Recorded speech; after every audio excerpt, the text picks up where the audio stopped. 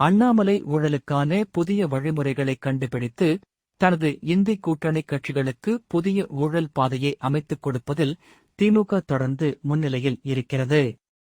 கடந்த காலங்களில் மருத்துவ கல்விச் சேர்க்கைக்கான மாணவர்களின் தகுதி பட்டியலை கொடுத்து கட்சிக்கு நன்கொடை வாங்கும் வழியை அறிமுகப்படுத்திய திமுக இப்போது நன்கொடை வசூலிப்பதில் புதிய உயரத்துக்கு சென்றுவிட்டனர்.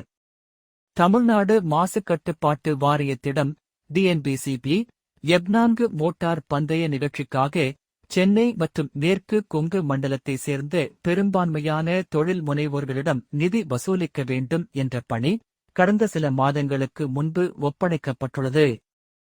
நிதி வழங்கவில்லை என்றால் சிக்கல்களை எதிர்கொள்ள வேண்டியிருக்கும் என்று தொழில் முனைவோர்களை கட்டாயப்படுத்தி வருகின்றனர். இந்த எப்-4 பந்தய நிகழ்ச்சி கோபாலபுர இளவரசர் திரு இன் கனவு திட்டமாகும். கடந்த ஆண்டு நடைபெறுவதாக இருந்த இந்நிகழ்ச்சி பின்னர் ஒத்திவைக்கப்பட்டு அடுத்த மாதம் சென்னையில் நடைபெறவிருக்கிறது. இதற்காக தமிழக அரசு ஏற்கனவே 40 கோடி ரூபாய் செலவிட்டுள்ளது. இப்போது தமிழ்நாட்டில் உள்ள சிறு தொழில் அதிபர்கள், தொழில் முனைவோர் மற்றும் தொழிலதிபர்கள் அனைவரும் திரு கோபாலபுர இளவரசர் திரு இன் மோட்டார் பந்தய நிகழ்ச்சி கனவுகளை நனவாக்க நிதி வழங்க வேண்டிய கட்டாயத்தில் உள்ளனர். மாசு கட்டுப்பாடு வாரிய அதிகாரிகள் ஒவ்வொரு நிறுவனங்களிடம் இருந்தும் 25,000 முதல் கோடி வரை வசூல் செய்ய பணிக்கப்பட்டுள்ளனர்.